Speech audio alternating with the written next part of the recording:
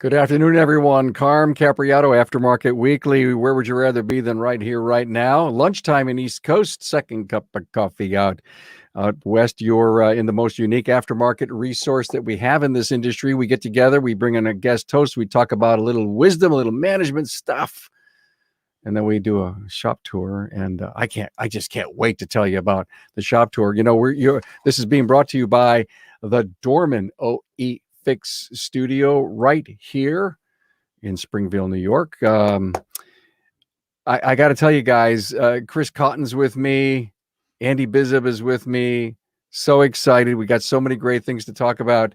Like to bring on Chris right now. Chris Cotton, AutoFix SOS business coach. Hello, my friend.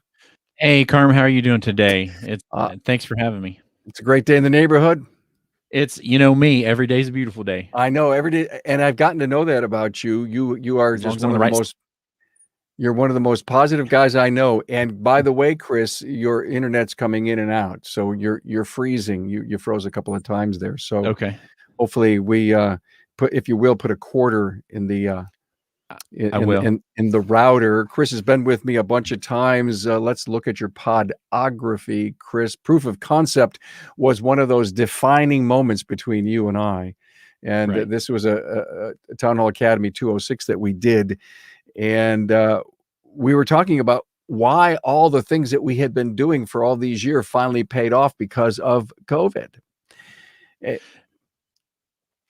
No, exactly. Yeah. I mean, it proved out what we do every day. Sorry, go ahead. Proved out. Yes. We did a show. We did a show. I'm going to get those words right on brainstorming, shop ownership, implementing profit first, surviving an economic downturn, and cash management. You're so big on that, so good. And so thank you for coming on and doing that. We're also going to go out to Chicago, and we're going to see my friend Andy Bizub's place. But first, let me just tell you what our agenda is going to be. You're going to talk about hiring, of course, do the shop tour with Andy, open up a fortune cookie, and do some trivia and more. And here's a picture now of Andy's place. Man, Andy, we're going to see beautiful, beautiful, beautiful cars here in just a few minutes. So thanks so much, Andy, for coming in and doing these. We've done so many shop tours, actually. We're in our 46th week. 52's coming up. What should I do for the year anniversary of this 52? I don't know. Tom Ham and I started this. In fact, Tom Ham and I wore ties in the first, I think, 16 weeks of the show. And then Tom went on to do some other things. And last week, everyone, Bill Haas is in the social comments, and he says, "Carm, where's your tie?" And so for Bill, I'm wearing the tie, especially for you. Hey, we've seen so many other shop tours all over North America. Aftermarketweekly.com, and you could watch all of them. If you're with us in social media, I'd love to have you give us a like, a share, chime in with your city, or give us a comment. Even if you have a question for Chris or Andy, that would be great. Hey, the podcast is available, everyone, on the web. And I've just done something really different. And I've never, everybody was listening to this on Aftermarket Weekly if you subscribe to it, but I've decided to throw Aftermarket Weekly, the podcast, right inside the Remarkable Results stream. So if you listen to the show, and I know thousands and thousands of you do, it'll just show up in your normal streams. So we've made it a lot easier. Hey, we do trivia every week. We have fun. And Andy, I know you're in the studio, and I want you to look at this, Andy, because I did this just for you. What is the most expensive car available for sale in 2021, Andy? And I did this for you because we're going to see some pretty nice expensive cars. So that is our trivia for the week.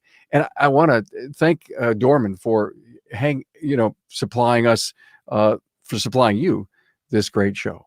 Hey, we all know that fixing cars is different than how the OE builds them. Now take fuel lines, for instance. Fuel lines run and rust along with the chassis of the vehicle by nature.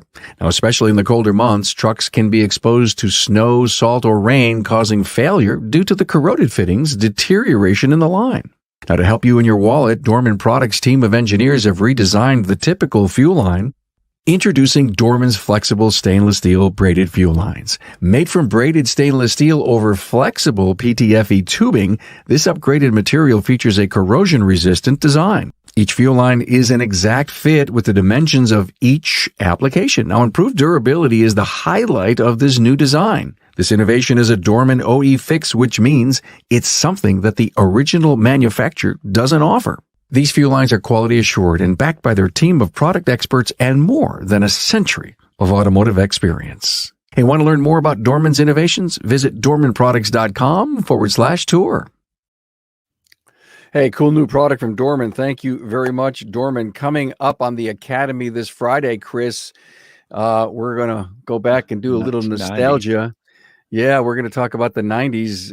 If you've not seen the 70s and if you've not seen the 80s, you owe yourself that. And I think a whole bunch of you may know Paul Danner, Keith Katz, Scott Palava, and of course, Ryan Koyman. And those are pictures of them from the 90s. I will say this, Paul, you were a hippie, and there weren't even hippies in the 90s, but a rebel. Paul was a rebel, I believe. Well, that's coming up this Friday. Hey, Chris, it's time to rock. It looks like he should have been on the. What's that? Yeah, I'm ready to go. It looks like he should have been on the cast of Wayne's World, maybe. You're right. Absolutely right. So, Chris, let's talk about hiring. Well, everybody always has to hire people, or we should always be in the hiring mood. But really right now we're in an unprecedented, and I'm using that nice big word, unprecedented time in the auto repair industry, because we have all these people in the customer service industry still looking for work.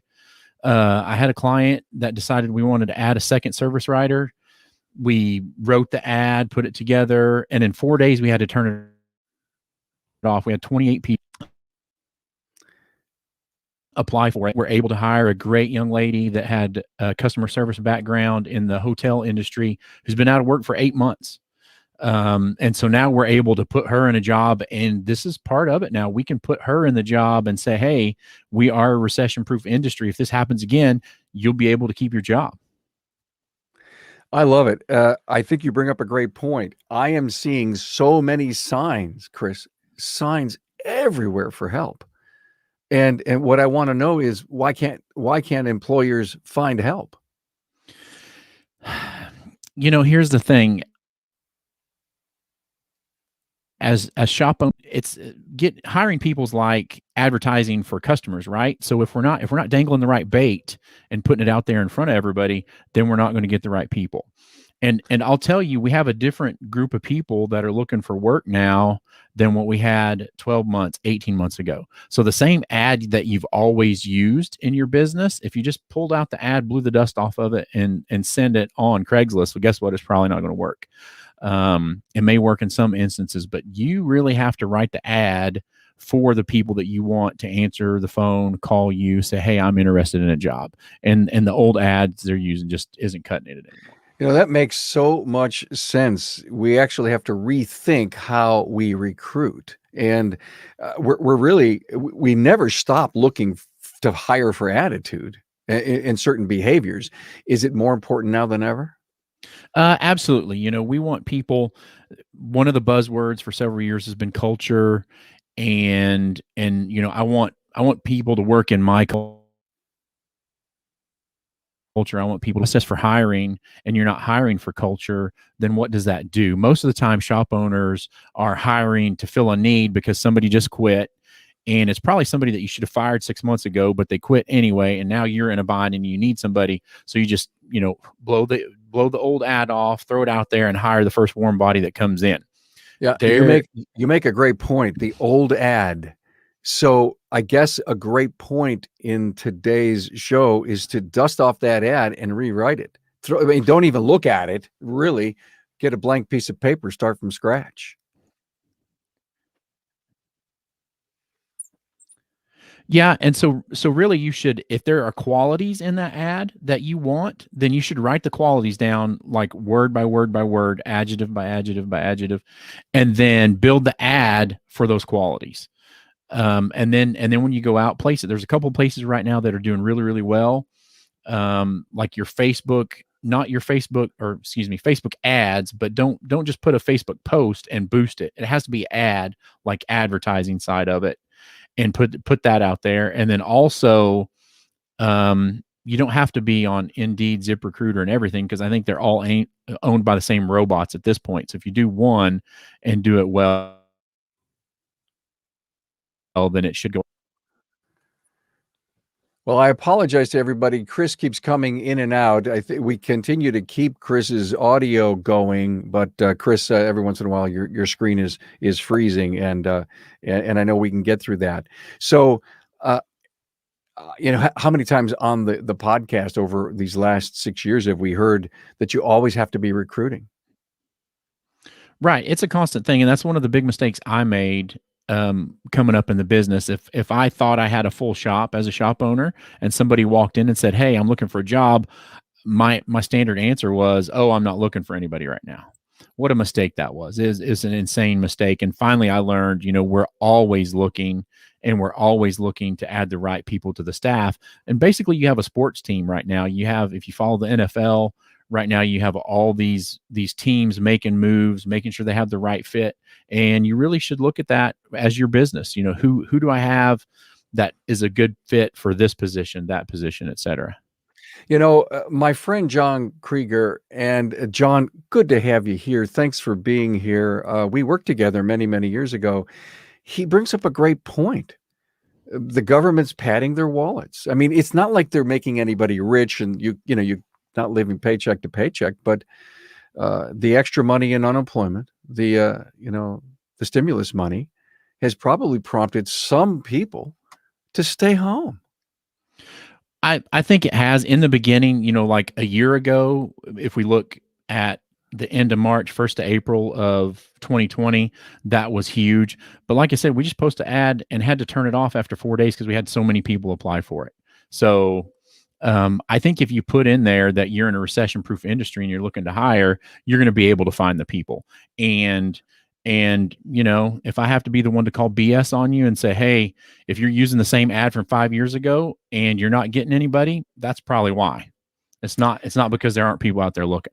All righty. Well, that's a great point, everyone. Thank you, Chris, for being here. The point is dust off the old ad, get rid of it, and just refresh the adjectives and the words that you're using, and maybe do a Facebook ad.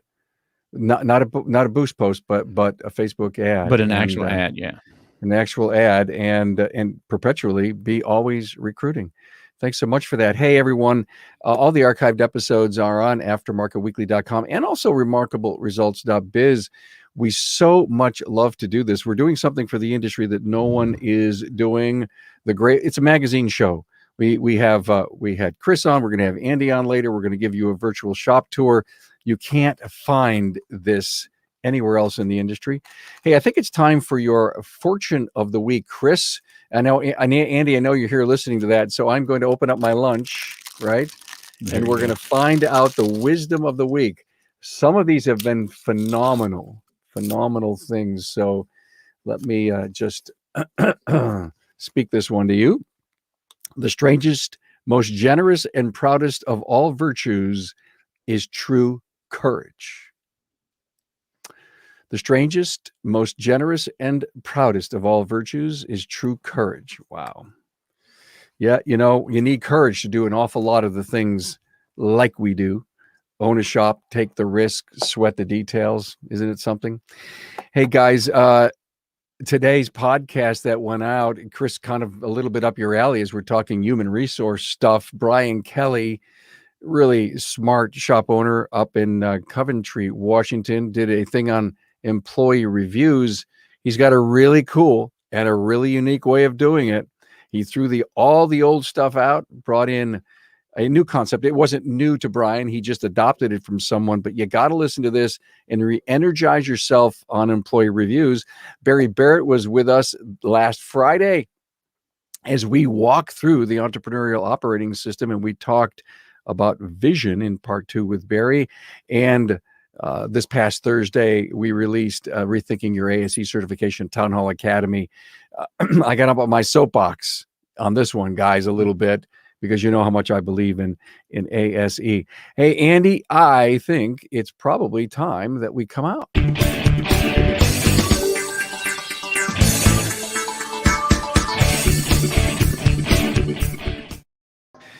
Andy Bizub. Hey, man. Nice to see Hey, you, Andy. good to see you. Oh, Great man. stuff, Chris. Thank you, Andy. Yeah, that was awesome. Midwest Performance, Chicago, Illinois. You're in the city. Yep. Andy, you've always been a phenomenal contributor to the show. In fact, one of your quotes to me was, the podcast is like a 40-minute 20 group. And, I use that quote on my homepage on my website. So thank you. Thank you so much for that. We Yeah, would no love royalty needed. No royalty. Yeah, thank you very much. Next time we're together, I owe you something, drink, lunch, dinner. But thank you so much for being such a great fan of the show. Hey, let's see a tour of Midwest Performance. Great. Let me turn the camera around here. All righty. Let's start at the front. I'm going to not go very far out because I want our Wi-Fi to stay hooked up. But we are about 2.5 miles straight west of downtown Chicago. There's a Sears Tower poking up over that building right there. And we're in kind of a light industrial area. We're a different model setup shop. So there's our front entrance. We're a little low key. We have some pretty high-end cars coming in, and I don't really like to advertise it. There's a whole bunch of high-end cars inside this building. So we keep it a little bit quiet. So not all kinds of crazy signage. We also, if you might notice, this is the city of Chicago. There is no parking lot. So we have no lot to put cars, just take in 30 cars and put them in the parking lot. So we actually keep all of our customer cars in our shop while they're being worked on, when they're dropped off, while they're waiting to be picked up. So again, a little different than most models, but you know what? Sometimes you can learn something from a really different shop. So this is our service office. That is Amy, one of our service advisors. That's Paul, one of our service advisors, as well as a car photographer who we use his shots on our social media a lot. Another unique thing about this shop is we just moved here in November from our old location. That picture that you have, I have to send you an updated picture because that's our old location. Okay. And we moved here last November. And I made a conscious decision to not only go to a slightly smaller square footage, but have no customer break room, waiting room. We have drop-offs. We Uber and Lyft people around. We will go and pick up a car or deliver it if that's something that a customer wants. It's my belief that people don't want to wait in a dealership waiting room or auto repair waiting room. They really rather be on with their lives and going about doing their work or play or whatever, no matter how nice the waiting room is. I've never wanted to hang out in the waiting room. So we really try to meet the customer in the most convenient way, and didn't really didn't want to focus on building out a waiting room for everybody. So this is our shop. We got 8,500 square feet. It's a very vintage Chicago exposed brick truss roof with a skylight. Interesting fact, they filmed season 4 of Fargo on Netflix in this building. All the office sets for Chris Rock's office were built in this building, and they do all the filming right in here. Oh, wow. Yeah. So we have eight lifts, an alignment rack. We have 4 technicians. As you can see, we work on everything from almost a brand new, very rare paint to sample Porsche 911 to an old Carmen Ghia, to a G-Wagon. Hey, Andy, what year is that Carmen Ghia? Because my wife had one when she was young. Emo, what year is the Carmen Ghia? What year is the Carmen Ghia? 74. Ah, very good. That could have been one of the ones that she may have had. Wow, interesting. Thank you for that. Thank That's you. a Survivor. I mean, as you know, these things really like to rust. That one is not rusted out. This is one of our fleet customers. It's a sandwich shop in Chicago called Hannah's Bretzel. Happened to be the owner of the sandwich shop, attended the Goldman Sachs 10,000 Small Businesses program in the same class that I went through it. And that's how we met, and that's how we picked up that business.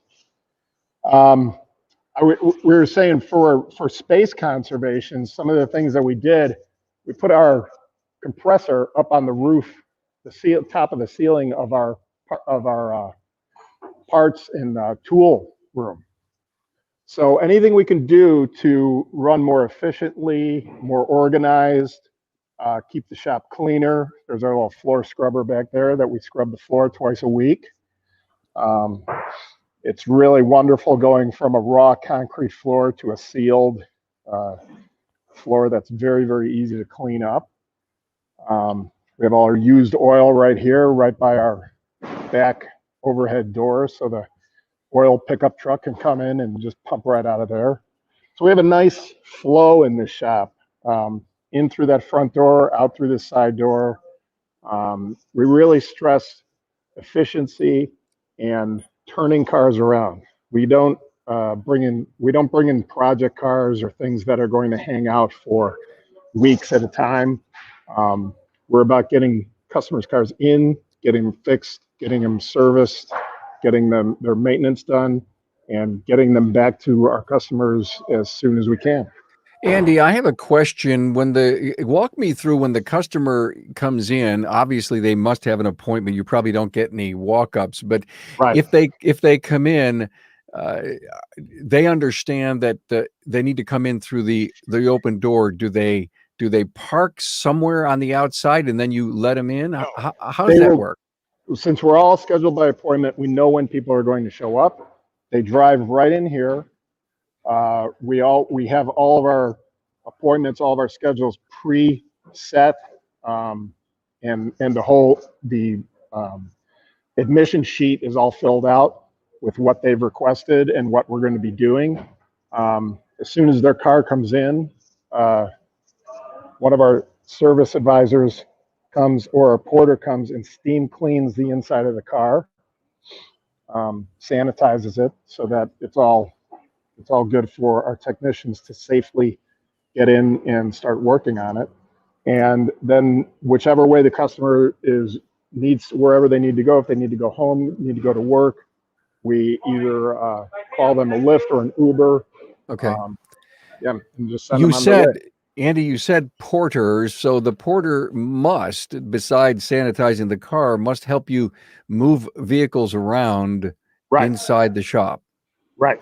So we have two porters here, and they're assisting all the technicians with just moving cars as needed to be moved out of their way. Wow. Andy, once COVID is over, and I don't know what that means, okay? I'm not a doctor. And when we all in the future realize that we're kind of in a safe zone, will you continue to steam clean the car? You know, our customers have reacted to it so positively, and if you really think about it, especially when we're talking about, these are all frontline workers, all of our technicians, and you know, we've been identified as an essential business, but I don't think we get the appreciation of being frontline workers. So we're dealing with the interiors of one of the most intimate places that people spend their time.